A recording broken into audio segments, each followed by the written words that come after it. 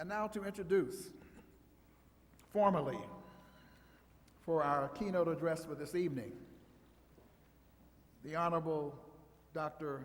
Ralph Gonsalves. We bring to the podium a longtime freedom fighter, a longtime struggler. Some of you will recall he was the press secretary for Maurice Bishop of the People's Revolutionary Government of Grenada, among other things. I called him our Director of Communications. As IBW board member, he has previously served as the Director of Communications for the NAACP, the Editor-in-Chief of the New York Amsterdam News, General Manager of WBAI in New York. He has done many, many, many things, but at heart, he is a revolutionary who gives of himself tirelessly and selflessly for the freedom of African people and all oppressed humanity. Would you welcome Don Rojas?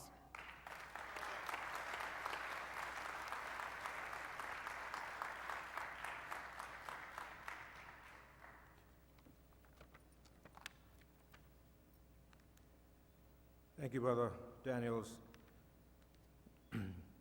Honorable Prime Minister Gonsalves, Honorable President Pierce, distinguished current and former members of the diplomatic community, distinguished Congressman John Conyers, leaders of the Metropolitan AME Church, sisters and brothers, comrades all.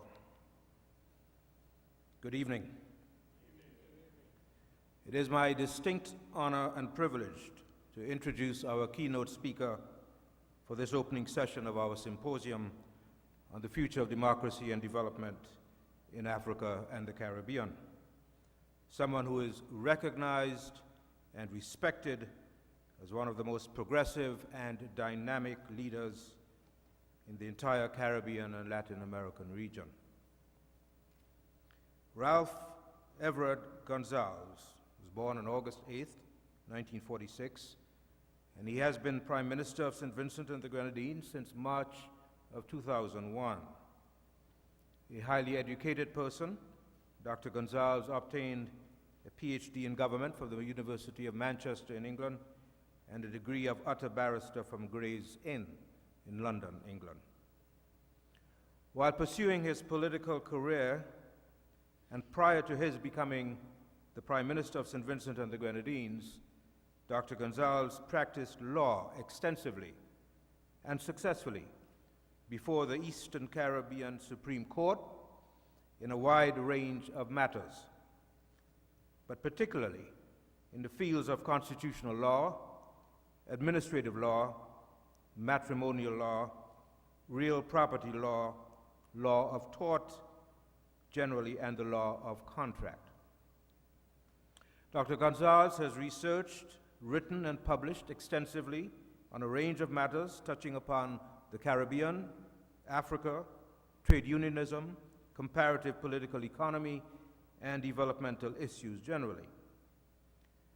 A leading voice in the emerging reparations movement within the 15-state Caribbean Community of Nations, CARICOM, Dr. Gonsalves recently hosted the region's first ever reparations conference in St. Vincent, and he will assume the chairmanship of CARICOM in January of next year. The recent reparations conference in St. Vincent was attended by government representatives, prestigious intellectuals, prominent civic leaders from across the region. The world-famous reggae artist Bunny Wailer was a special musical guest at the conference. And in his remarks, Prime Minister Gonsalves described the reparations issue as, and I quote, a global project of immense significance. He added, quote again, "Native genocide and African enslavement are historic wrongs that must be righted." The conference, he said, was the first step in the Caribbean's quest to address and redress a psychic, historical, socioeconomic, and development wound that is 400 years deep and as wide as the Caribbean region itself. It's not a confrontation, it's a conversation, Dr. Gonsalves said. It is not a protest, it's an engagement. A week after the conference in St. Vincent, he and other Caribbean leaders traveled to New York to address the General Assembly of the United Nations. And in his speech to the world body, Dr. Gonsalves recalled that his country had just hosted the first ever regional conference on reparations, and he called on European nations to partner in a focused way on repairing the historical wrongs of native genocide and African enslavement. It promises to make Europe and the Caribbean more free, more human, more good neighborly, he said. He also called on the United Nations to apologize and to take immediate steps to provide compensation to victims and families of the 2010 incident in which the United Nations peacekeepers were accused of having contaminated drinking water with cholera in Haiti.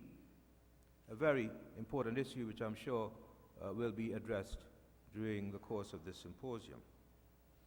The Prime Minister also said in his United Nations speech that the failure to achieve the Millennium Development Goals was rooted in the shortcomings of developed countries, 16 out of 25 of which had reduced their aid budgets in 2012.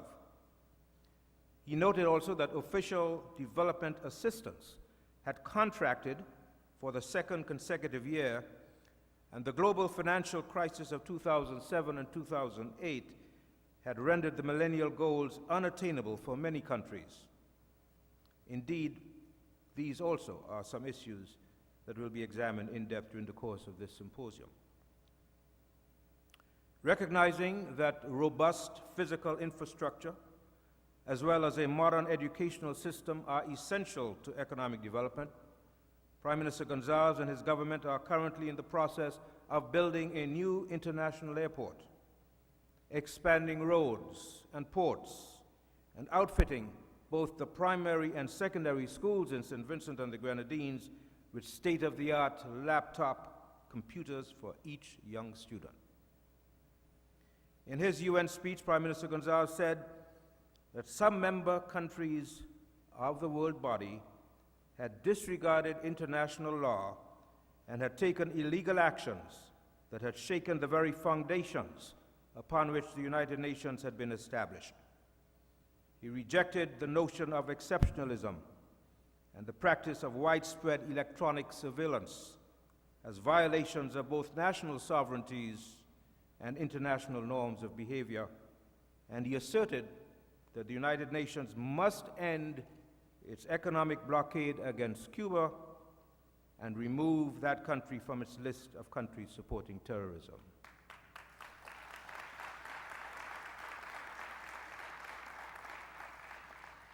In my book, sisters and brothers, these are the words and the ideas and the actions of a progressive and visionary leader who is strengthening democracy, stimulating development, and charting an exciting new course for his country and for the Caribbean and Latin American region at large. Sisters and brothers, without further ado, please join me in a warm welcome to this podium the Honorable Prime Minister of St. Vincent and the Grenadines, Dr. Ralph Gonsalves, also known affectionately to many of his countrymen and to folks throughout the Caribbean as D. Comrade Gonsalves.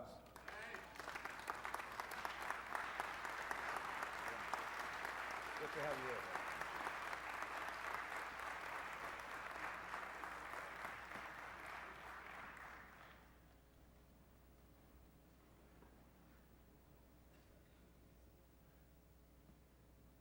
Mr. Chairman,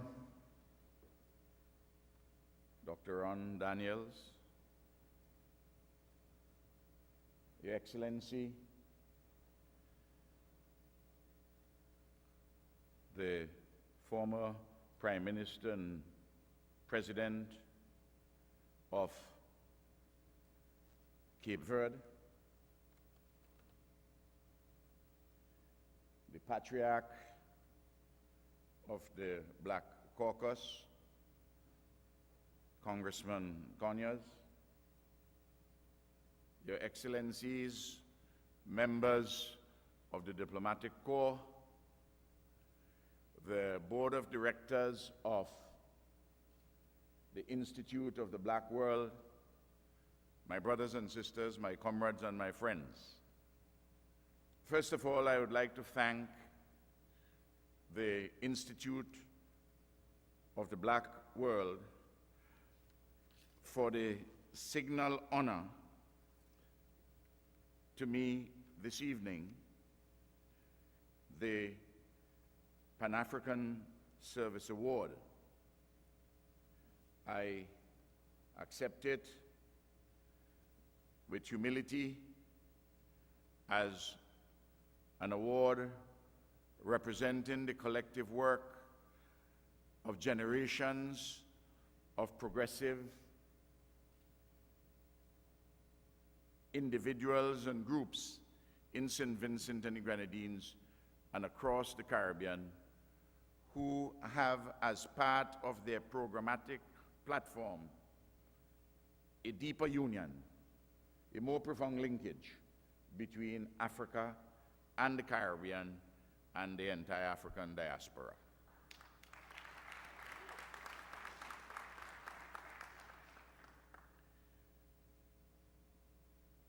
I have been advised that I am the only head of government outside of Africa who attended an African university. I attended the university, the Central University, the main university, the only one at the time, in Kampala, Uganda, Makerere University.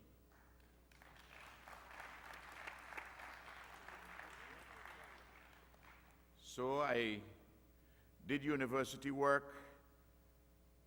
I studied in the Caribbean, in the United Kingdom, in Africa. I did some teaching in those countries and also in the United States of America, in New York City, at the City University of New York, Queens College. Yesterday, 45 years that I mark the date, the commencement of my political activism, when as a 22-year-old student at the University of the West Indies in Jamaica, I led as president of the Students' Union at the university. I led what was hailed as the largest demonstration and public protest since the anti-colonial uprisings of 1938 against the action by the Jamaican government to ban our dear brother Walter Rodney, a lecturer at the university, from returning to Jamaica. From that time until today, I have immersed myself at the service of the people of the Caribbean and for oppressed peoples the world over.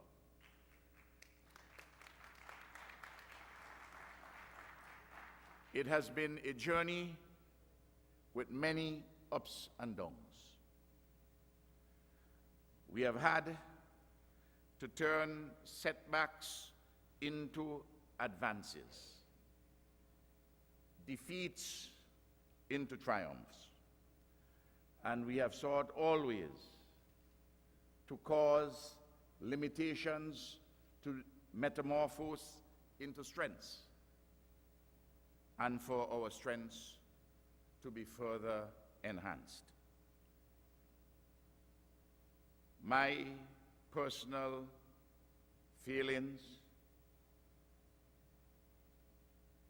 I have made sure that they do not in any way at all restrict, hinder, or advance the cause of freedom and democracy and the lifting of the standard and quality of living of the people of my country, our region, and oppressed peoples globally. I remember in the height of the Cold War period,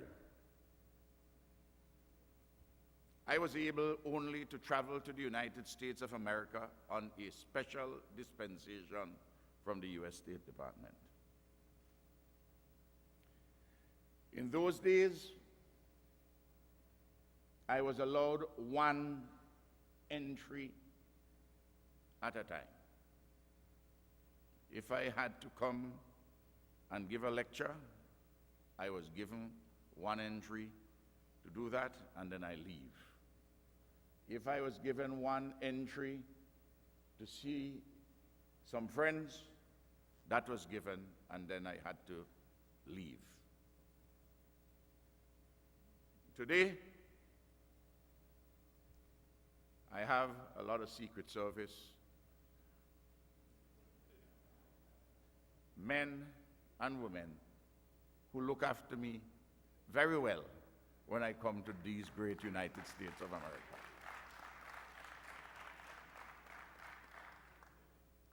Times have changed, and they still are a-changing. The discussion for this symposium, freedom, democracy, development in and for Africa and the Caribbean. I've been advised that I ought to focus my attention on the Caribbean, inasmuch as my distinguished brother is here for Africa tomorrow.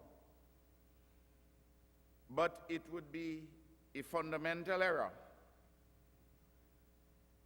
to draw a line in the sand, to put a divide between Africa and the Caribbean.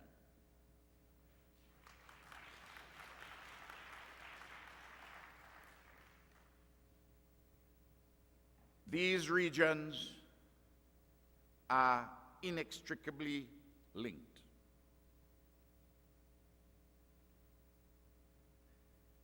Caribbean people and Africans have been, over the last several hundred years, been in communion with one another. Indeed, after conquest and settlement in our region and the commission of native genocide by the European colonizing powers, Europe brought African slaves to the Caribbean to provide labor for the plantations which they financed from Europe, and to create the wealth in Europe for several hundred years. I do not have to go over the ground which has been well rehearsed by Professor Beckles, for instance, in his path-breaking recent volume, Britain's Black Death, Reparations for Native Genocide and African Slavery. The companion book to our brother Randall Robinson's book, America's Black Death. But there are several features, several dimensions of this linkage which have relevance for our continued work together. From the early years of the 20th century. Caribbean and African nationalists have worked together.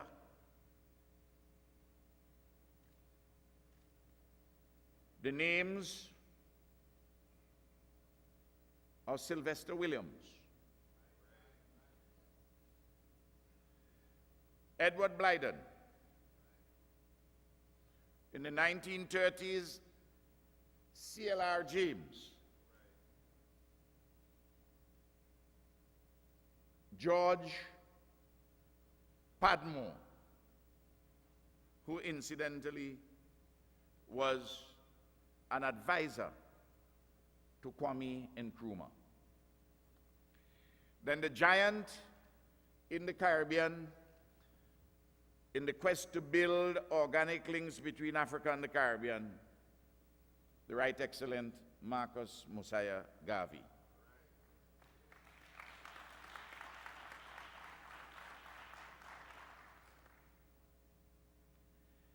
There is one matter left to be settled with Garvey.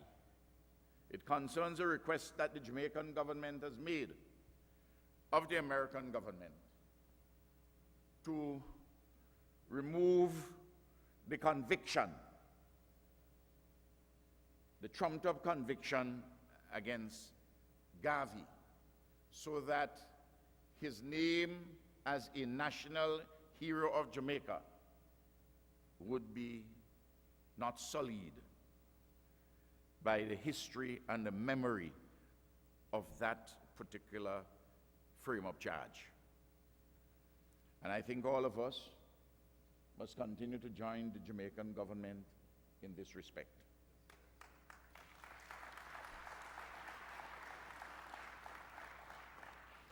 And then, of course, in the period after independence, the Titan, Walter Rodney, and several others who had gone to Africa, worked in Africa from the Caribbean, and who have sought to enlighten us and to educate us as to the unbreakable bonds between our two regions. Interestingly, it was a country with a large number of persons of African descent. They came to the New World, and then they went back to Africa to defend the independence of Angola. I speak of the Cubans who, when the Americans were engaging in what was called constructive engagement under Henry Kissinger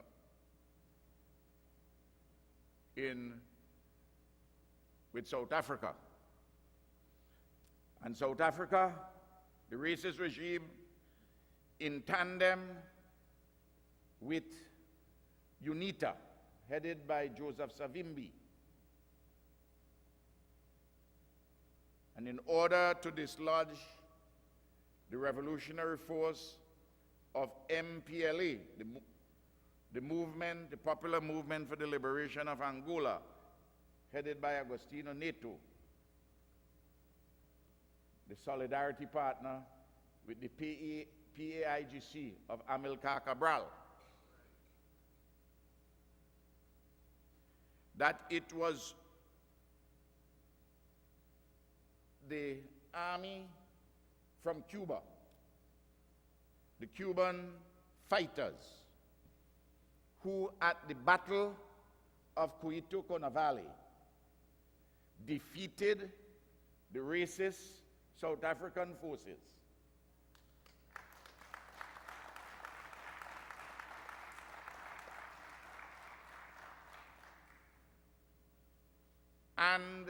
ensured the maintenance of Angola's independence. And as Nelson Mandela said, the defeat of the South African army at Cuitaco Valley provided the key to open his cell door, because it was at that time that the middle-class South Africans, white South Africans, realized that it was futile for them to continue with a minority racist government and to seek to defend a line around South Africa, because their sons were coming home to South Africa in body bags. And that is why when Nelson Mandela was freed, one of the first countries he visited was Cuba to say thanks. And when the American government at the time complained, he said, when I needed help, they were my friends. So I must go personally and say thank you to them, first of all.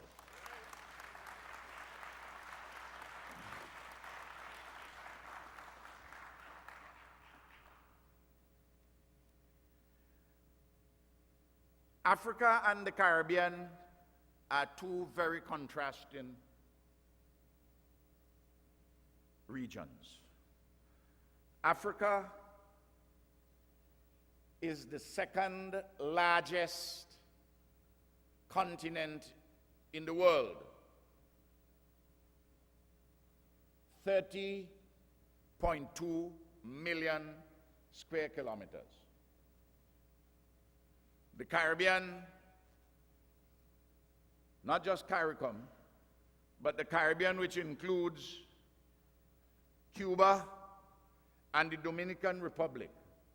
And CARICOM, as we know, are the independent countries, the English-speaking independent countries, the islands, plus Guyana and Belize on the South American mainland,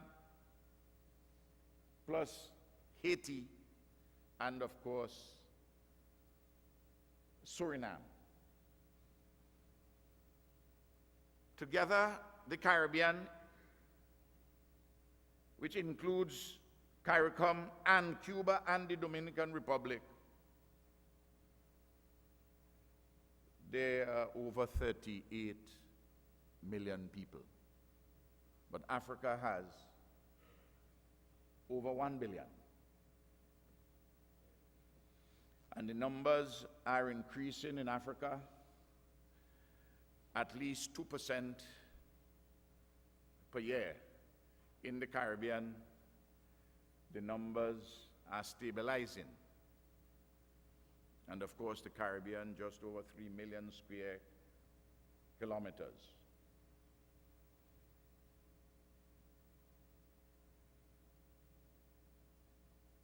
Africa, of the 54 states, half of them are in the low human development category. 32 of the 58, of the 54. In the case of the Caribbean, only one is in the low human development category, and that is Haiti. Most of the Caribbean countries are in the high human development category. Africa has abundant resources.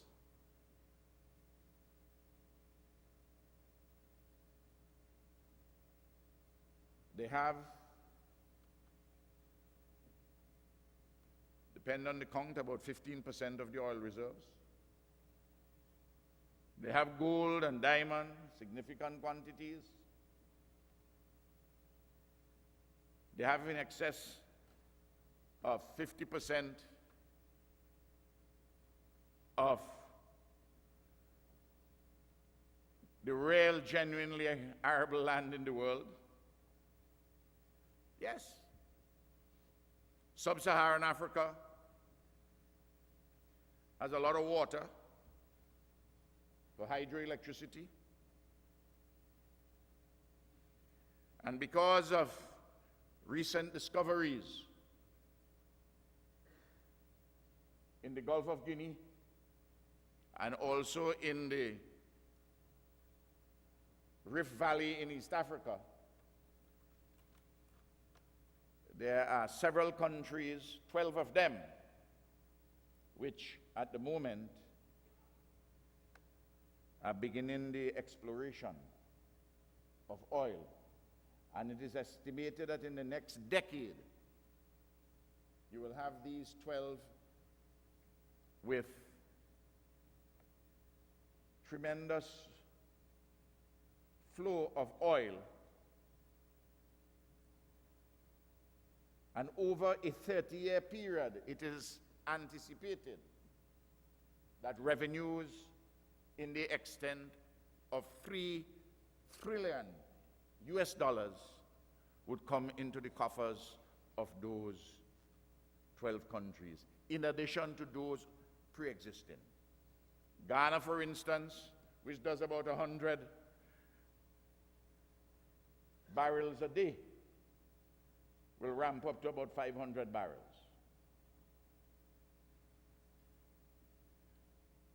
As my brother, the president, knows well, oil is a blessing, but it can also be a curse. And therefore, that has to be managed properly. Because in the case of Equatorial Guinea, the gross domestic product currently measured in terms of the purchasing power parity, the PPP, it's in excess of $36,000 US per year, higher than that per head of France, Japan, or the United Kingdom. But yet, 3/4 of the people in Equatorial Guinea have to survive on under $2 US per day. Because Africa, and we must speak the truthful things, is a very unequal society. Indeed, it has been said popularly that it's the most unequal society. That's not true. Russia is, followed by Kazakhstan. But the Gini coefficient, which measures inequality, the closer you are to zero, the more equal the society is. The further away from it, the more unequal.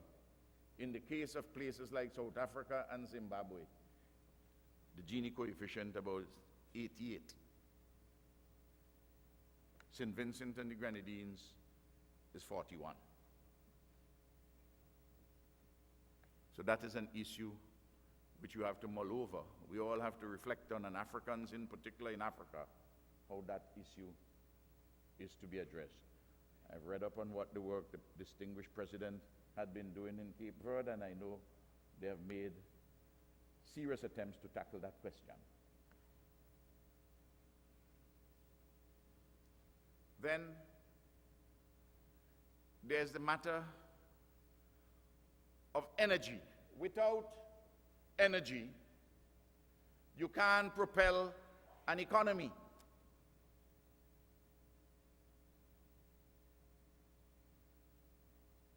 Nigeria requires at the moment in excess of 10,000 megawatts.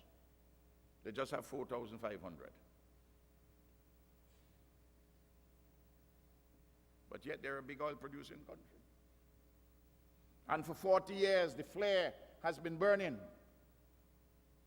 with wasting fuel. It is estimated that what is burned there, it can provide over 50% of their needs. These are practical issues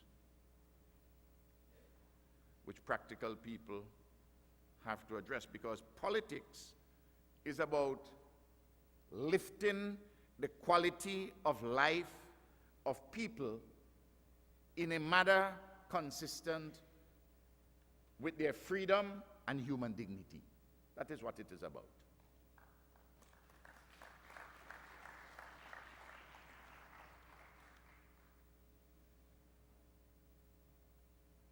In the case of other raw materials, these issues I'm touching on Africa broadly, and I'll come to the Caribbean because they have relevance for us.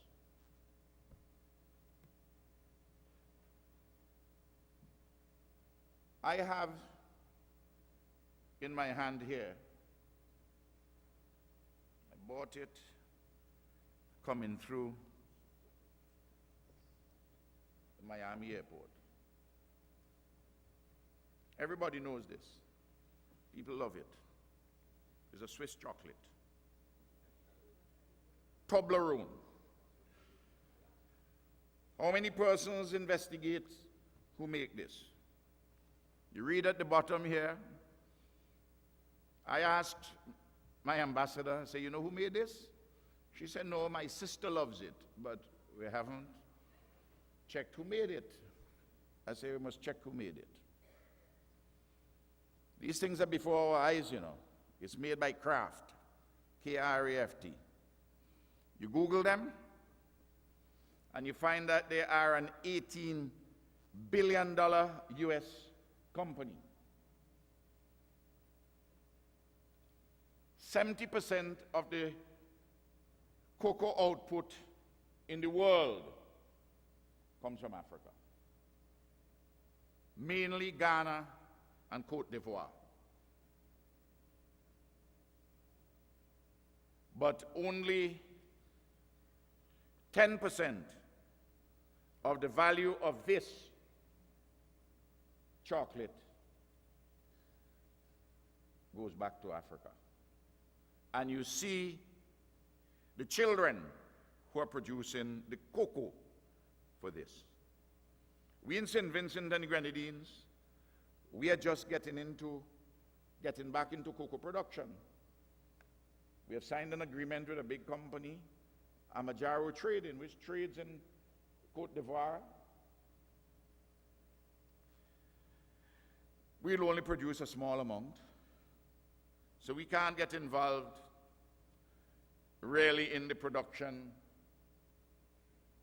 of the cocoa, of the chocolate itself inside of St. Vincent, because we'll have to import from Ghana, and we'll have to import from Côte d'Ivoire, and we'll no doubt have to buy from Amajaro in order to make our own chocolate. So we are very small in that sense.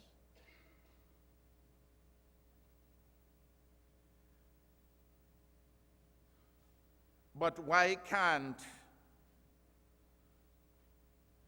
we be involved together?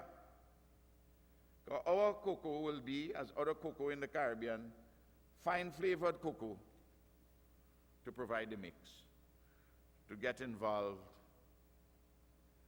in a particular enterprise and to be able to sell this. I have nothing against Switzerland.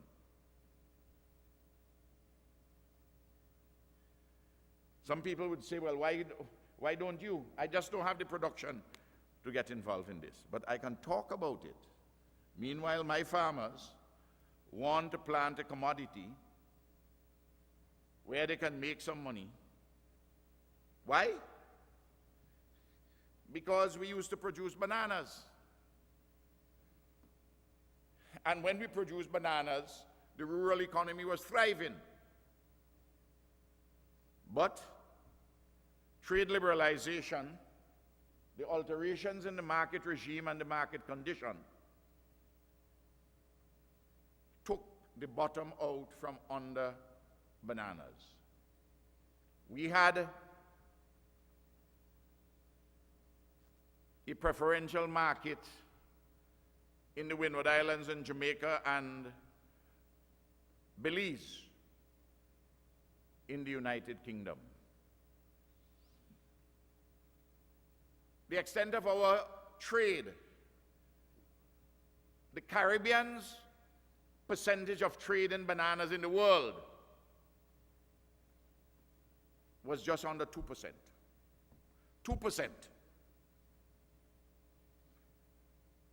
But Dole and Chiquita were not satisfied that we have 2%. So they mobilized the American government to join with the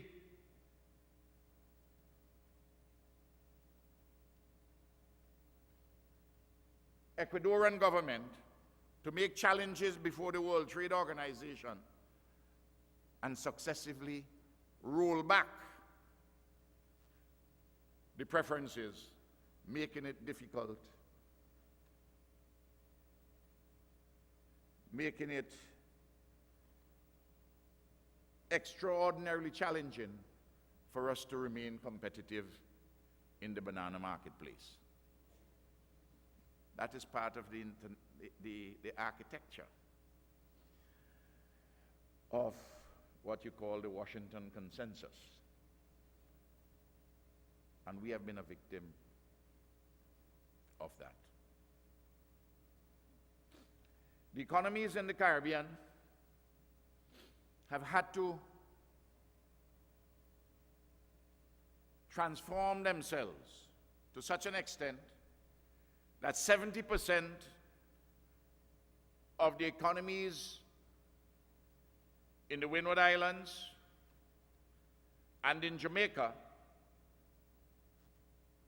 in some countries more than 70%, in my country 70% now in services, largely tourism.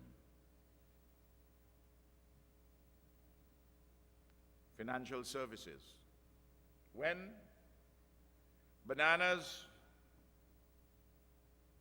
the regime was being challenged in bananas, the Europeans and the Americans said, why don't you go into financial services? So we went into financial services.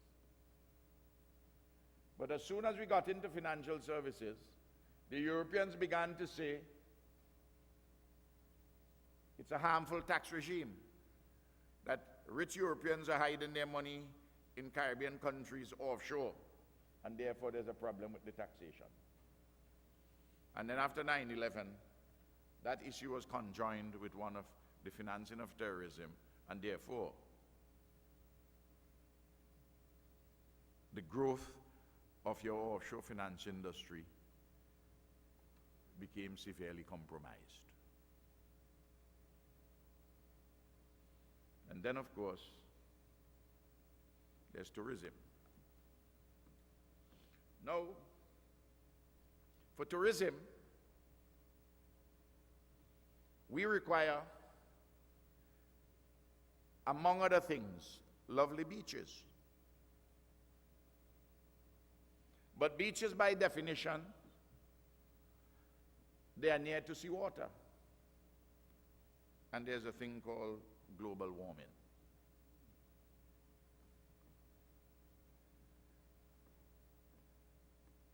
My country doesn't produce, Caribbean countries do not produce a significant amount of greenhouse gases. But we are on the front lines because of profound alterations in the weather patterns. Rainstorms and landslides in the dry season, more frequent and more damaging hurricanes. and always wave action, which increasingly take in portions of our beaches, which we have to replenish on an ongoing basis.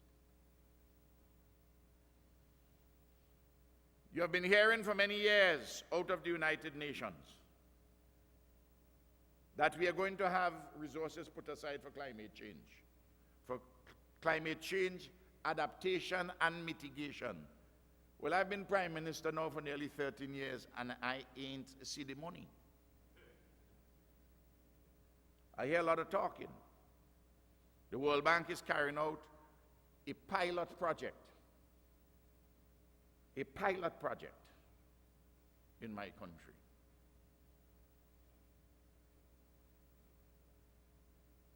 Then we had the meltdown.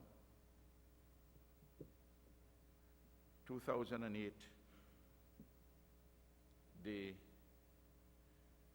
global economic crisis, the financial meltdown which metamorphosed into a generalized economic crisis.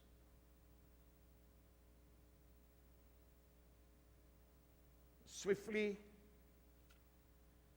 you had a decline in tourism because Americans, for instance, not traveling as much as they used to travel.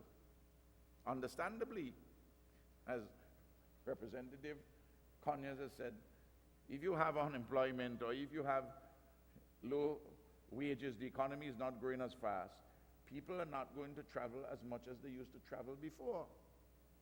In any event, with the increase in oil prices, air travel is more expensive than before.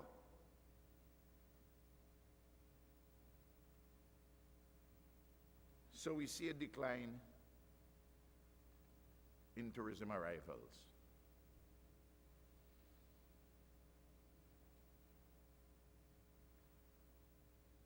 But more immediately, challenges emerged to our banking and our insurance system. We had two insurance giants.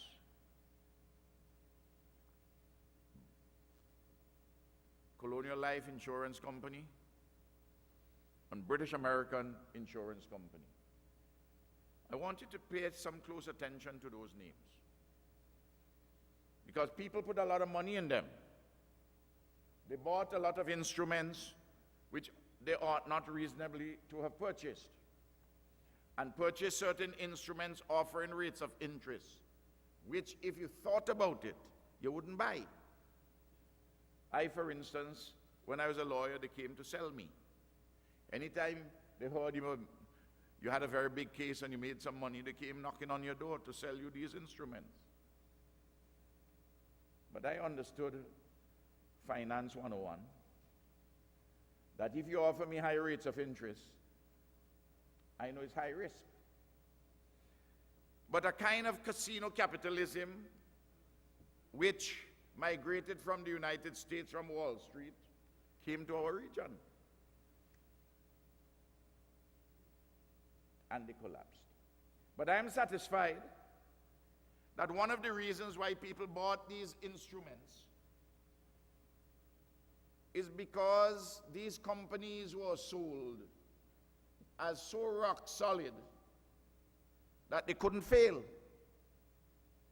And I say, look at their names. Among people who have just come out of colonialism, not too long. Colonial Life Insurance Company. I bet you if you called it the National Life Insurance Company, they couldn't fool as many people. You call it Colonial Life.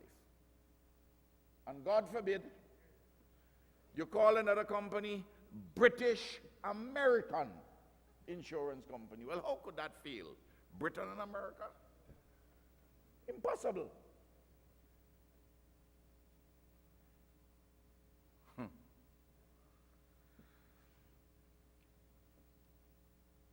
In the Eastern Caribbean, including my country, The liabilities from the fallout of the insurance companies' collapse amounted to 16% of our country's GDP. 1/6. In the United States of America, and Representative Conyers would know this, a president known as George Bush, and then President Obama added even more money to what is called the Troubled Asset Recovery Program, TAP program. But the TAP program represented about 1% of the country's GDP, just under 1%. If I had a 1% problem, I ain't got no problem. But I had a 16% problem. When I look around, there's nobody to help me. So I am giving you the nature of the system itself. I am giving you the problem regarding climate change, which is an existential question. Then the economic crisis, the natural disasters. And you must be saying while you're sitting there, how have you been able to survive? But we have been able to survive, and we have been able to thrive because of the resilience of our people and because of internationalist solidarity, including contributions by families who are overseas who send home remittances.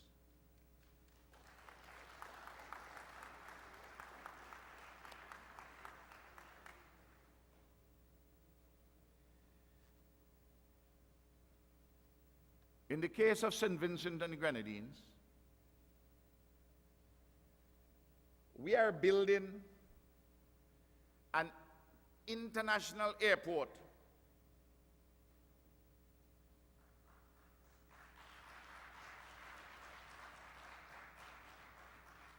at the height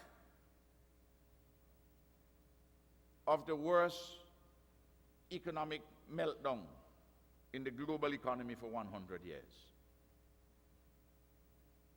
If we are going to attract tourists on the main island, because our country is 32 islands, but our main island is mountainous. And no one before had attempted to build an international airport. Because to build it, I had to move 4 mountains. I have to fill 4 valleys. I have to span a river. I have to demolish 134 middle-income houses and cause them to be built elsewhere on the site. And I had to move a church, and I had to move a cemetery. And I started to do it without any money.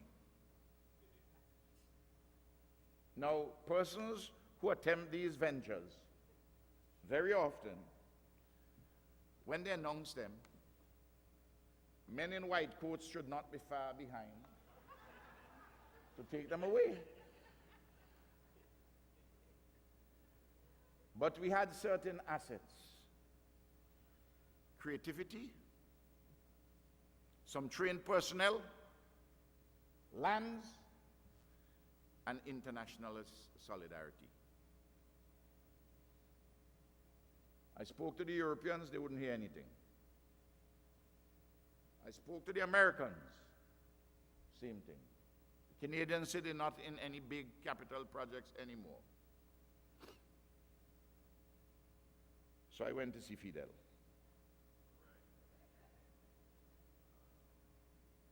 He said, "You sure you can do this thing?"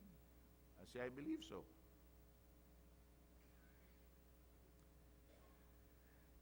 He said, "I will give you the personnel to design the airport, to design the actual aerodrome, That technical work is 10 million US dollars. They provided that. They provided also the scientists to do all the soil testing and all the preparatory work.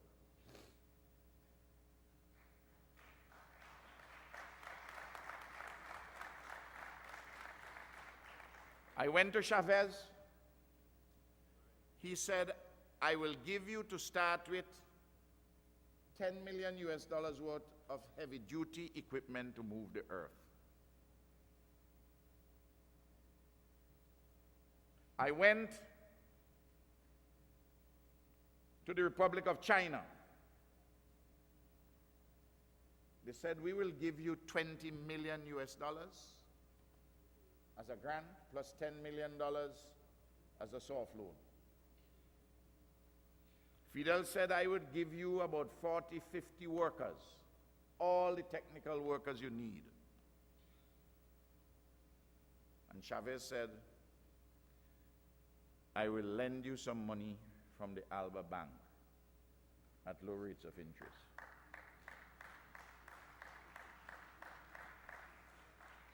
My colleague from Trinidad and Tobago, who was at university with me, Patrick Manning, he said, Ralph, we used to play steel band together. He said, I'll give you 10 million US, because it's an oil economy. And I sold state lands to buy the lands on which I had to build the airport. And I started it in 2008, August. And I have not stopped building, and I will complete it this time next year, and would have 747 jets coming straight from New York City.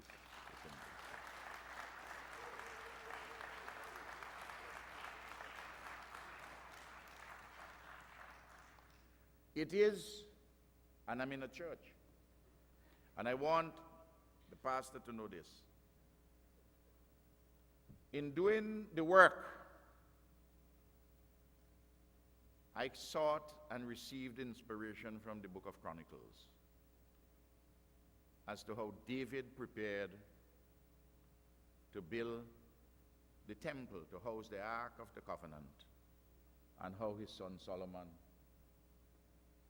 completed this work, which is so vital to the existence of the Hebrew people.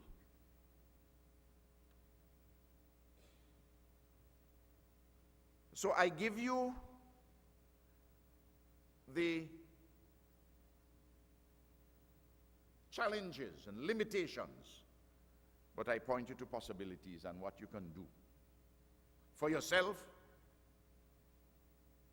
and in solidarity with others. And that's what I was talking to the congressman today about, how we can work together in solidarity. We carried out an education revolution because you have to educate people.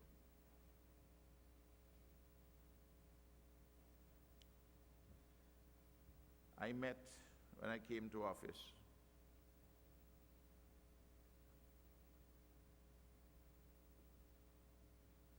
only 39% of the 12-year-olds at secondary schools.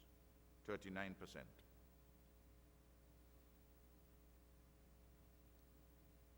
I said that in 5 years we will have universal secondary education. Every 12-year-old would be at secondary school. We did it.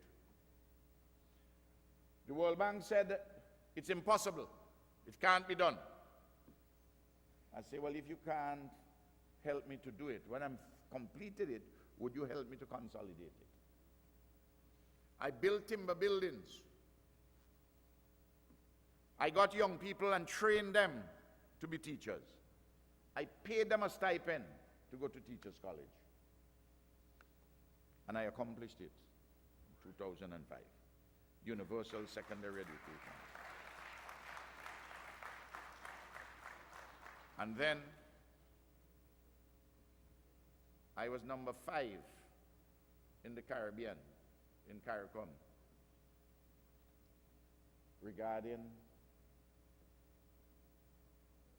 student enrollment at universities of the non-campus territories.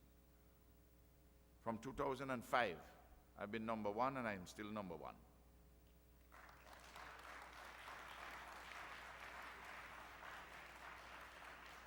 I have students all over the world.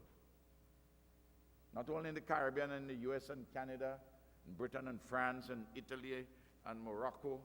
I have in Azerbaijan, I have in Malaysia, I have in the Republic of China, I have in Mexico, I have in Cuba, I have in Venezuela. I have them all about. You come to my country and you're outside of Kentucky Fried Chicken, you hear two young people conversing in Mandarin because of the number of students I've sent off to the Republic of China and who have returned. And I insist that they learn Mandarin and to be taught in Mandarin. So I have to prepare them, and that's what we have to do with our development for the world.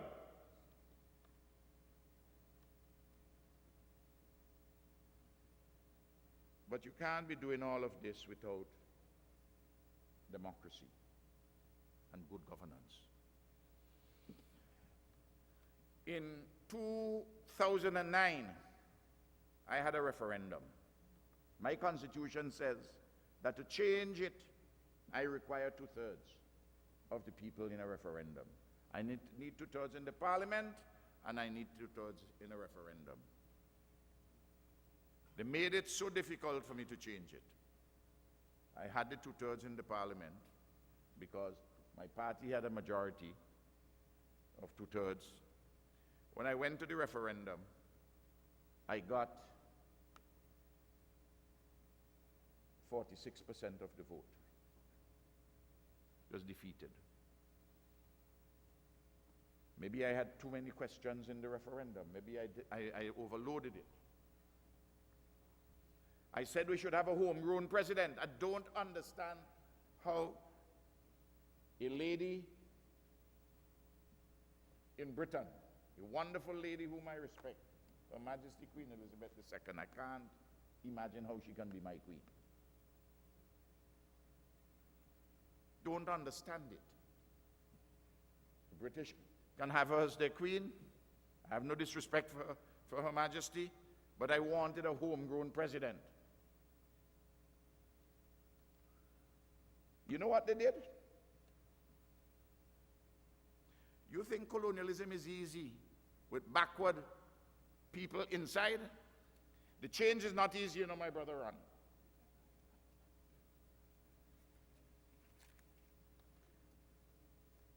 I have a $20 bill here from my country.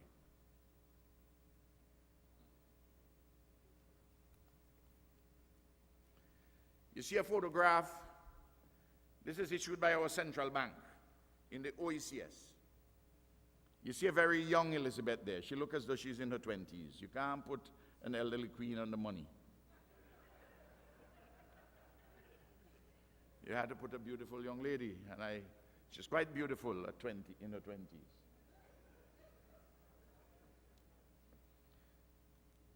The No campaign was financed out of Britain. Even Americans, rich Americans in my country, supported the No campaign. They printed $20 bills with my face on one side and Chavez's face on the other. And they distributed the money, these fake monies, all over the country. They said that if you ever move the queen, her face would no longer be on the money. Ralph's face would be here. And behind here would be Chavez's own.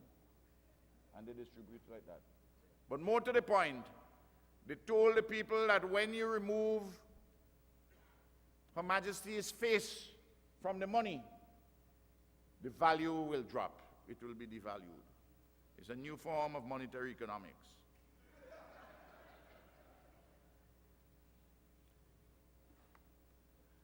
They said this would only be able to buy you $1 goods. It would drop from 20 to 1. In it, we sought to deepen the democracy pre-existing in our Constitution.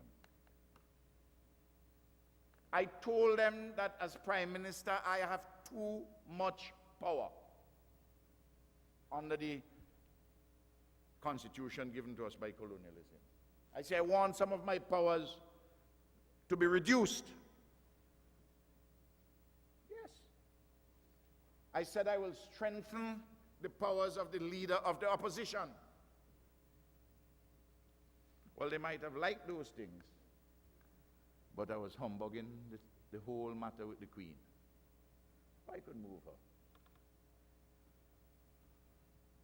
Some of these young people from my country in the future will stand on my shoulders, and I hope before I go to the great beyond, I would be able to see constitutional change in our country.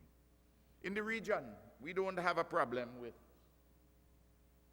the issues of popular democracy, free and fair elections. We are well known. We have freedom of the press. In fact, there are several radio stations devoted entirely to opposing me.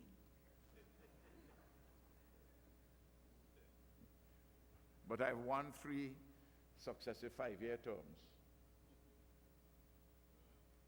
And we will see what will happen in 2015, because we don't have term limits. We have a robust democracy. So it is all through the region. In Haiti, we have to look very specially at Haiti. And I want to, and I'll come to reparations shortly and wind up, I want to say this. Don spoke to you about the stance I've taken on the issue of cholera in Haiti. And my brother, President Martelly, has written me a beautiful letter, translation of which I gave to Representative Connors today, in which, interestingly, he said, in his letter to me, he said, your recent intervention from the pinnacle of this World Forum, that is the UN, in the line of Frederick Douglass, and I understand we're in the Frederick Douglass Hall, all great thinkers and humanists who are spontaneously declared defenders of the Haitian cause. Thanks again. It was a beautiful letter. You know, the way in which the popular media and cultural imperialism, the way they treat us, and the way they try to condition our minds, we have always got to be thinking. We were rightly told that we should condemn, and we did condemn, just over 1,000 persons being killed in Syria by chemical weapons. The United Nations itself, the Secretary General of the United Nations was indignant that such a crime against humanity could have occurred. Just over 1,000 Syrians. But the United Nations force itself, through gross negligence, amounting to recklessness and perhaps something which lawyers may say would justify at least an investigation for criminal misconduct. 8,000 Haitians died. Not 100, not 1,000, 8,000. And 750,000 Haitians were infected by cholera. I know what's going through your mind. Prime Minister, Haiti is a place where you have a lot of these diseases, except one thing. For 150 years prior to this infection, there was not one single reported case of cholera in Haiti. And the scientific evidence is clear. But yet the United Nations Secretariat, the Office of the Secretary General, remaining askance from this issue, raising the fig leaf of immunity from suit and all sorts of technical legalisms to absolve themselves of the necessity and desirability for a full apology and for an appropriate compensation, appropriate recompense for the victims and their families. That is a matter in going forward that we must insist upon.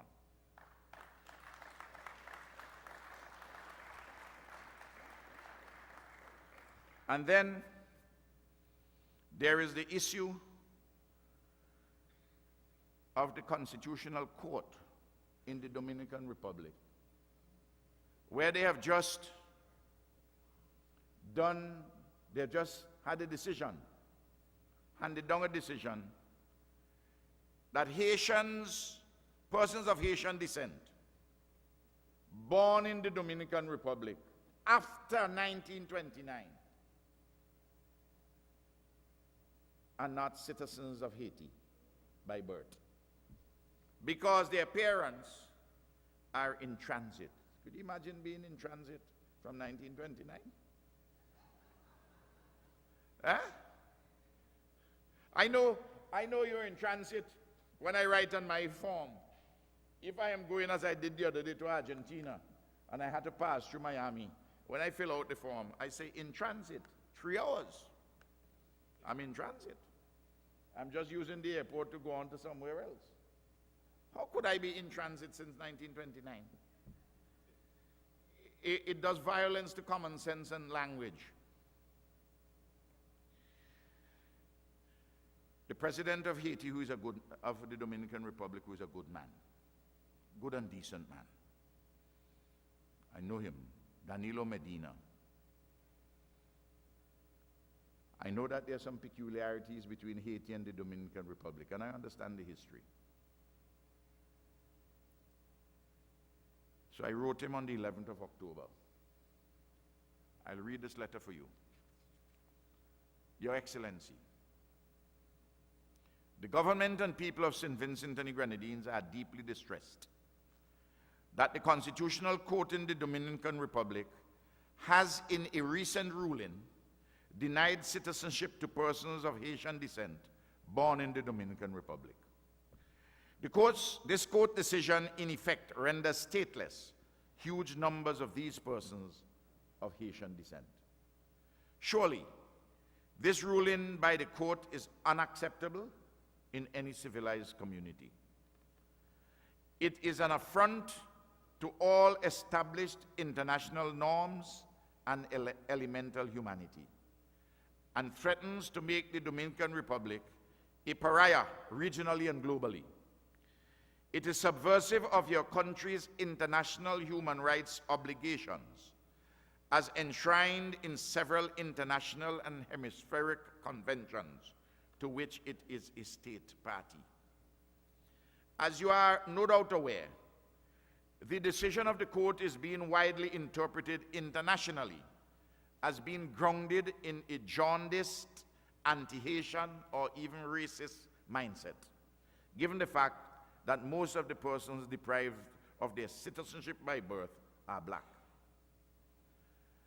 It is thus incumbent on the government and people of the Dominican Republic to stand askance from the court's decision and set about promptly and practically to make the requisite corrective in accordance with your international obligations. Your Excellency, you know better than I do the troubled relationship of the Dominican Republic and Haiti. It is not necessary for me to traverse any of that well-trod terrain. Surely it must pain you as a leader of high principle and noble ideals that persons of Haitian descent born in the Dominican Republic are legally debarred from automatic citizenship by birth. The highest office in the land is that of citizen. It is an inward grace from which springs the bonds of a national community in the landscape and seascape of the country of one's birth. Reason and conscience dictate that you, my esteemed brother, must act swiftly to right the historic wrong committed against your compatriots of Haitian descent. I expect no less from you. I feel sure that you would not disappoint. Under your leadership and that of your distinguished predecessor, the Dominican Republic has made commendable strides to lift its image in the regional and international community and to erase the memory of some of the mischiefs of the past. Your republic is a vital member of CARIFORUM and is in quest of membership in CARICOM, to which Haiti belongs. The real, not potential, adverse impact on these regional and other multi-state relationships is self-evident. Some in your country may well consider all what I'm saying to be an unwarranted interference in the internal affairs of the Dominican Republic. Plainly, it is not. The fig leaf of sovereignty cannot be invoked when time-honored and universal principles of citizenship and human decency are trampled upon. These precepts go beyond the outermost boundaries of a country's territorial limits. They are essential to humanity. Moreover, your country has its international obligations. I regret that the circumstances have compelled me to write robustly on this matter. I assure you that my language is restrained and does not fully express my personal outrage.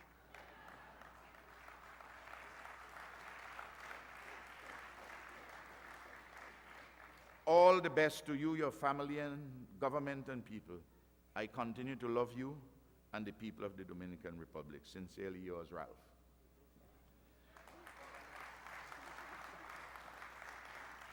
Now, Haiti is a very special case to us. Of the 38 million people in the Caribbean, Haiti is almost 10 million. In CARICOM, you have about 15 million. Haiti is 10 million out of that, almost 15. The next in line is Jamaica, 2.8 million. The one after that is Trinidad and Tobago, 1.3 million. So you see how Haiti is very special to us. Guyana, the largest of the group, is 750,000. By the way, if you, my brothers and sisters, want to know, and you have to keep your relationship with Africa and the Caribbean and build it, you have to know the basic facts about the country. You have to know their sizes, you have to know their populations, you have to know who has what, how they make their living, and ways in which you would be able to help and how we can help you. That is the way solidarity goes. You have to begin. Those who have not educated themselves have to start to do it. It is a vital part of the liberation process. Now, you know that Haiti is the only country in this hemisphere who had to pay reparations to their colonial masters. The Haitian Republic was founded in 1804. It was founded as the first republic of people where the majority people of African descent in this hemisphere. It is a trailblazer. But Haiti has had to pay for its effrontery to believe that it could establish, quote unquote, a black republic. And by the 1820s, sufficient divisions had occurred in Haiti that the French believed they were now strong enough to say to the Haitian government, if you do not pay us reparations for the lands that you all took, and get this, pay us for our property, who freed themselves, namely the slaves. Well, how can property free themselves? It's an oxymoron. It's an entire contradiction in terms. If you're property, you can't free yourself. They defined the African slaves as property. And the Haitian government negotiated with France because France would have taken away their independence and re-established colonialism. France negotiated with financial institutions in Paris to say lend them the money to pay the French government. And from the 1820s to 1947, Haiti has been paying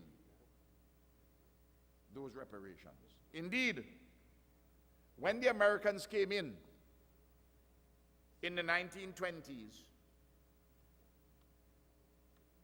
and realized the debt which remained, they said, we will give you a loan to pay off the French and you will now owe us. And it stayed, that debt was finally paid off in 1947. There are some years in which the expenditure of the government of Haiti, more than 50% went to pay reparations. So when people tell you, what, the Haitians, watch them, they got independence.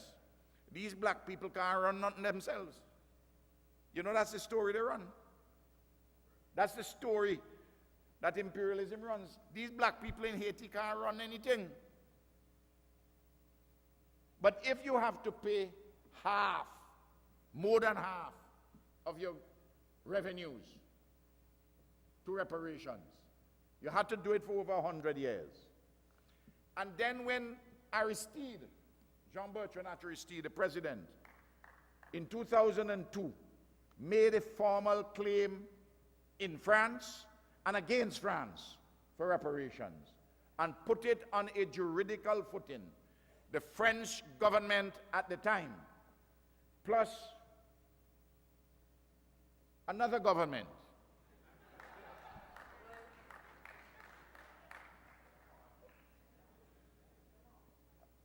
I'm a prime minister, and another government went to Aristide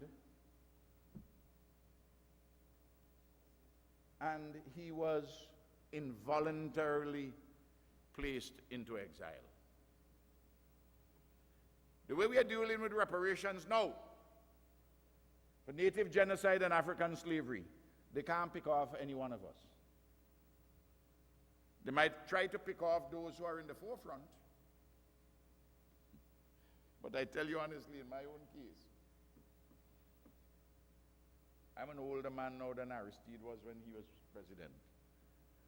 I'm 67 years old. The average lifespan of a Vincentian male is 74. So what can you do with me? I only have 7 more years. So there's not anything you can do with me.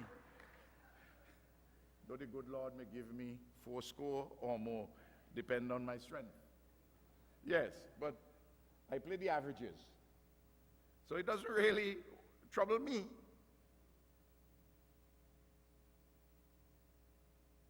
We have formed the CARICOM Commission. CARICOM has agreed, we have formed the CARICOM Commission. I had the first conference. And what we are doing, we are not saying that the individual persons will get money. No, because the traceability is going to be problematic. We are not saying The land which they took and sold and put the money in the British Treasury or the French Treasury or the Dutch Treasury. We want that money in today's dollars. No, that's not what we are saying. We are not saying also that the 20 million pounds which the slave owners got in the English-speaking Caribbean at the moment of slavery, if you put that in current money, it's 16.8 billion pounds. You have to multiply it by 839. That's the factor. The research has been done. We're not saying that. That is the factual backdrop. That's the matrix. What we are saying is that native genocide and African slavery have resulted in a particular legacy of underdevelopment. And that legacy must be repaired. And we have to repair it as a partner with ourselves and Europe. We bear those numbers in mind, but we have to repair the question in education. In my country, for instance, when colonialism left, there were 2 secondary schools. They were there for 200 years. 2 secondary schools, one for boys and one for girls. One for each 100 years of colonialism. In 9 years, my first 9 years, I built 10. Interestingly, the same critics who said that I built timber buildings, one of the 2 that colonialism left was a timber building. But they never said anything about that. And of course, in time, since then, I've transformed them into wall buildings because money will come. You see, I believe what the book of James says. Faith is made complete by works. There are some people who say they have faith, but don't want to do any work. It's useless. When Abraham put his son Isaac on the pile of wood, that action showed that he had faith in God, and the ram was provided. Faith without works is useless. I didn't say that. The book of James says it. That's something written 600 years after the birth of Christ. It was true then, and it remains true today. That is precisely what inspired Amilcar Cabral, Martin Luther King, Mahatma Gandhi, Malcolm X, and that is what must inspire us. Faith made complete by works. But faith is not just blind belief. You have to understand. You have to get it in your consciousness. It has to be a noise in your blood and an echo in your bones. And we are preparing all the work. We need more hands on board, and I'm sure in this audience we'll get volunteers who will help us. I'm hoping that when I take over the chairmanship of CARICOM on January the 1st, that sometime in the 6 months that I'm chairman, we could send off a letter to the British and to the French and to the Dutch. We'll have a conversation, we'll have a discussion. If there is no settlement, we can go to international law. For example, the Convention to End Racial Discrimination, which has in it the issue of repairing as a consequence of racism. We are satisfied that we have the facts on our side. We have the law on our side. As my brother, the congressman, would know, when we were young lawyers, we were told, if you have the facts on your side, you pay attention to the jury. If you have your law on your side, you focus on the judge. If you have neither the facts nor the law, you bang the table. Well, we have the facts on our side. We have the law on our side. There's no need for us to bang the table. Just do the work. I'm a prime minister. I'm not engaging in a diplomacy of protest. I'm not going to hold a placard in front of number 10 Downing Street. They will get a letter from a duly elected prime minister who has an obligation to the people's patrimony. And let us talk. And if we don't talk, and if those talks are not successful, we will see each other at The Hague at the International Court of Justice.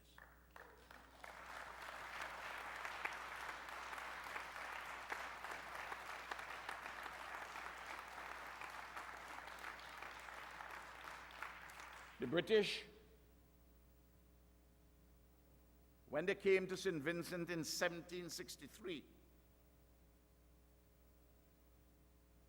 they met 9,000 indigenous peoples, Kalinago and Garifuna, Yellow Caribs and Black Caribs, so-called. By 1800, they had carried out large-scale genocide against the Garifuna to such an extent that 80% were killed or deported to Central America. We have a brother here from the Bronx. Is he still here? Yes, that's a Garifuna. That's another one there.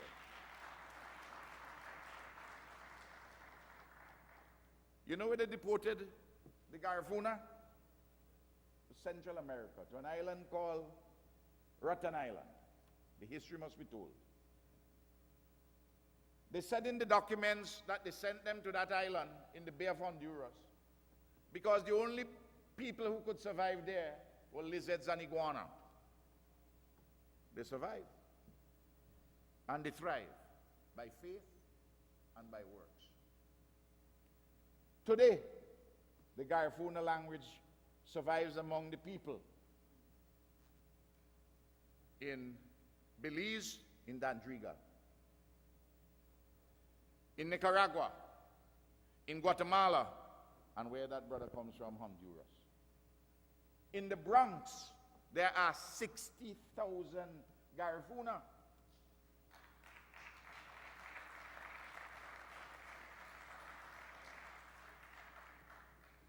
Now, that's what the British did. Genocide. And of course, the story of African slavery is well known. We have to have a repairing with health and education. You know, my brother John, you know people of African descent in the Caribbean.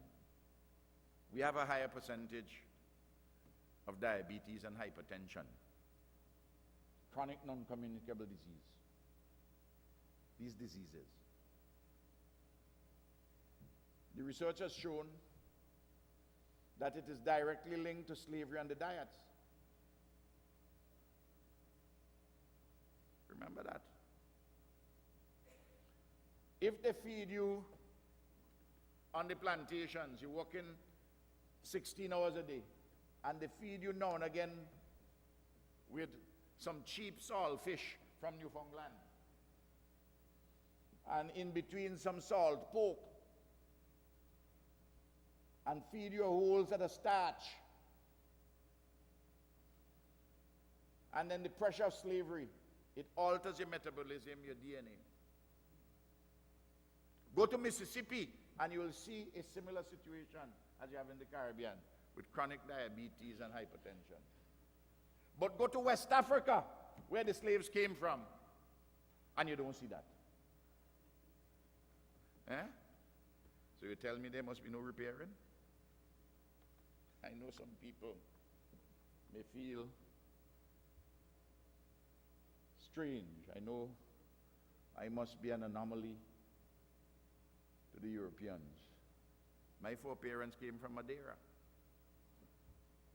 They went to St. Vincent in 1845 as indentured servants, just after the abolition of slavery. They were bonded to an estate owner. They lived on the same barracks on the plantations. like the ex-slaves. My great-great-grandfather was illiterate in 2 languages, English and Portuguese. My grandfather went to Cuba to cut cane under the Machado regime. My father left school when he was 10 years old. 10 years old to work on an estate. Died when he was 85. He saw me become prime minister. And then he had built himself up in our context, middle class, but remained with peasant values. The first time I wore a hard shoe in my life is when I went to write I was pre-selected for an exam to the one boys school, secondary school. In fact, my mother went to town and she measured my foot with a piece of string to buy it.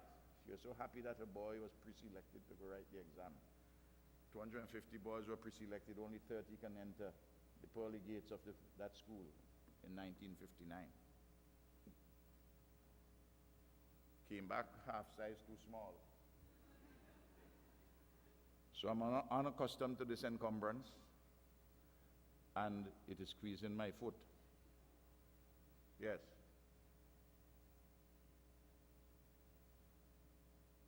I took off my shoes in the exam and wrote my exam as how I had written all exams before. And with the grace of God, I was successful. I got in. And that led me to here before you. Otherwise, I would have been a banana farmer. I grew up with the folk in the countryside. When I went to school, my last few years in secondary school, I lived in a working class district in the city for 3.5 years. So I am part of the rural folk, and I know the urban working class. You know, God makes you a particular way, and He gives you a particular hand. And He has given me my hand. The majority of the people in my country are of African descent. I am still, the country is 90-something% of African descent. I'm still the most popular politician in the country. If I had grown up in this way in China, of Portuguese descent, I would have been with the Chinese.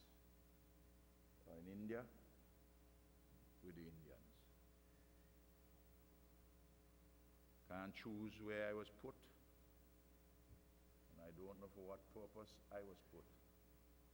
Save that I believe what I do.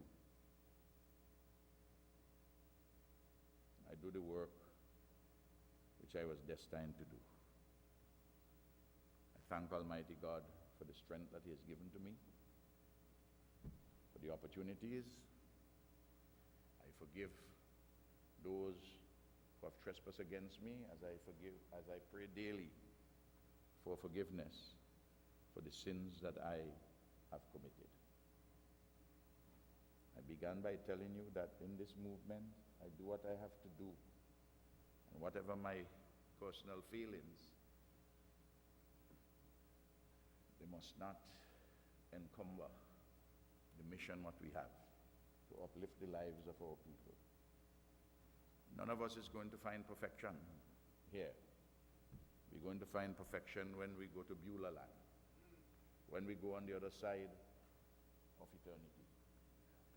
When we go there, we will find perfection. For now, we deal with all the imperfections, and we work it the best we can. And we work together in unity. The Haitians became disunited in the 1920s and allowed imperialism to get the better of them. Similarly, in this country,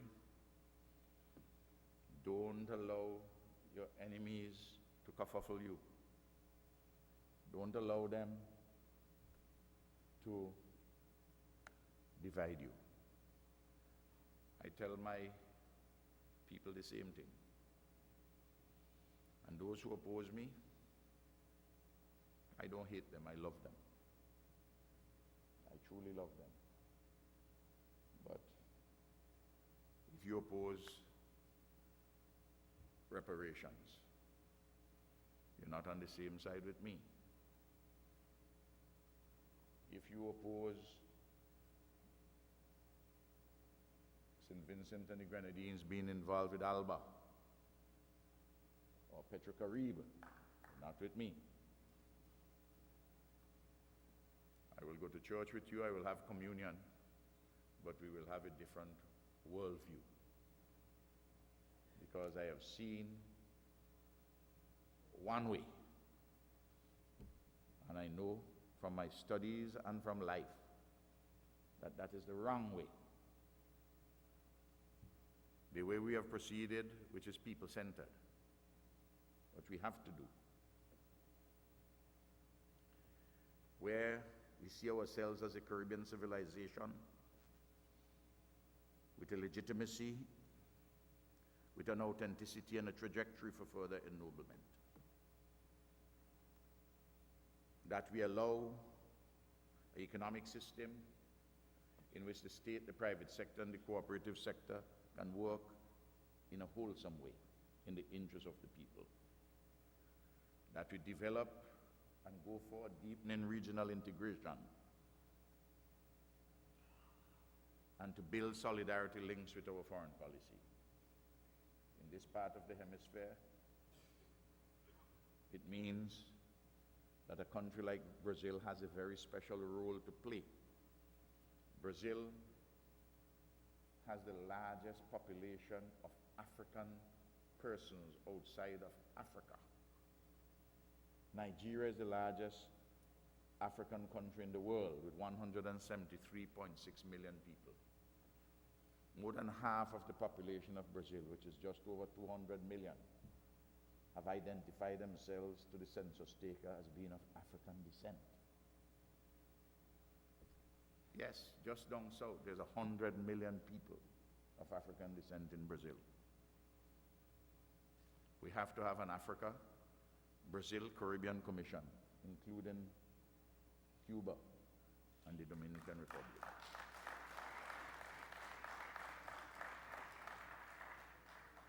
We must be able to go to Cape Verde by leaving St. Vincent, go down to Trinidad, take a plane to Venezuela and go down to Brazil. And the closest point between Brazil, between West Africa, is Brazil. Why should we have to go north to come south? We have to reorient our thinking and take advantage of those developmental possibilities.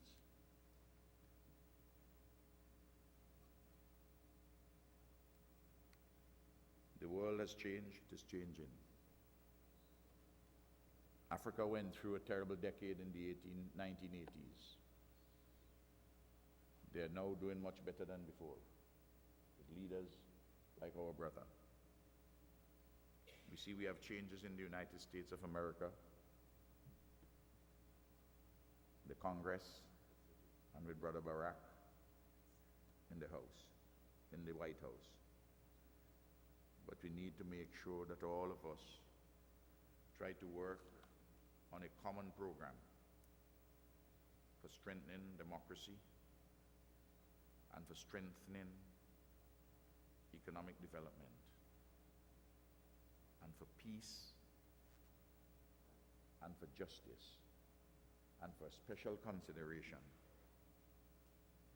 with reparations for native genocide and African slavery. I'm obliged. Thank you.